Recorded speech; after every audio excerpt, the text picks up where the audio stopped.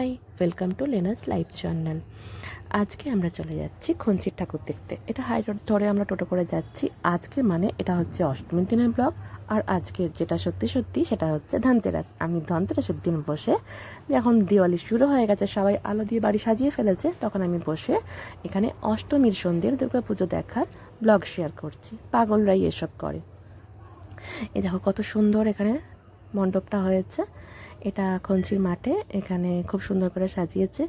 আর দূরদর্শনের প্রথম যেই মহালয়া টেলিকাস্ট হয়েছিল সেটাই এখানে সাজিয়েছে। প্রথমে ঢোকার মুখেই দেখতে পেলাম। ভেতরের সাজসজ্জা খুবই সুন্দর। এইসব দেখার পরে আমরা বেরিয়ে এলাম। তারপরে একটু মেলায় ঘুরছিলাম। আর এখান থেকে আমরা যাব আমাদের এক বোনের বাড়ি। এক বোন নয়, দুই বোনের বাড়ি। ওরা দুই বোন, আমরা ওখানে যাব। আর ওখানে একটু ছোট্টখাট্টো কিছু খাওয়ার ওরা অ্যারেঞ্জমেন্ট করেছে। যদিও আমরা কিছু খাবো না বলেছিলাম, কারণ দুপুরে লাঞ্চ করেই বেরিয়েছি, কিন্তু ওরা তো না খাইয়ে ছাড়বে না। এই দেখো কি বানিয়েছে, গোলা রুটির মধ্যে আলুর পুর দিয়ে, যেটা খেতে হয়েছিল ভীষণই টেস্টি, ধোসার মতো।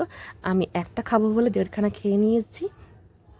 তারপর ওদেরকে সাথে নিয়ে আবার বেরিয়ে এলাম খঞ্চির আরও দু একটা ঠাকুর দেখতে। আর এত গরম ছিল, এত গরম ছিল, প্রচণ্ড ঘেমে গিয়েছিলাম, আর পারছিলাম না। আমার তো আইসক্রিম, ডিপ ফ্রাইড সব খাওয়াই বারণ, কিন্তু নিজেকে আর একদম কন্ট্রোল করতে পারছিলাম না। তাই মনে হচ্ছিল একটু কিছু ঠান্ডা খাবো।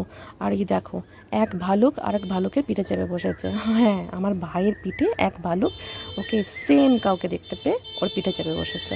তারপরে আমরা আইসক্রিম কাকু আমাদের জন্য আইসক্রিম খুঁজেই যাচ্ছে, কিন্তু পছন্দ মতো চারটে পেলাম না, তাই দুটো দুটো করে নিলাম। তারপরে এই আইসক্রিমটা খেয়ে উফ, প্রাণটা জুড়লো। আইসক্রিম খাওয়ার পরে আমরা এবার টোটো করে বাড়ি আসবো, কিন্তু ওই কিছু তো একটা কষ্ট পোহাতেই হবে।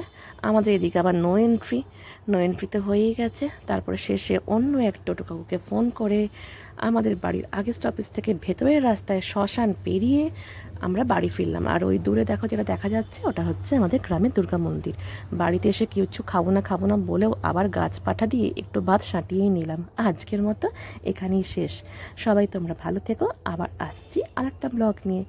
সেইটুকু টাইমের জন্য টাটা। আর আমার এই ব্লগগুলো তোমাদের কেমন লাগছে অবশ্যই অবশ্যই কমেন্টে জানিও। বাই।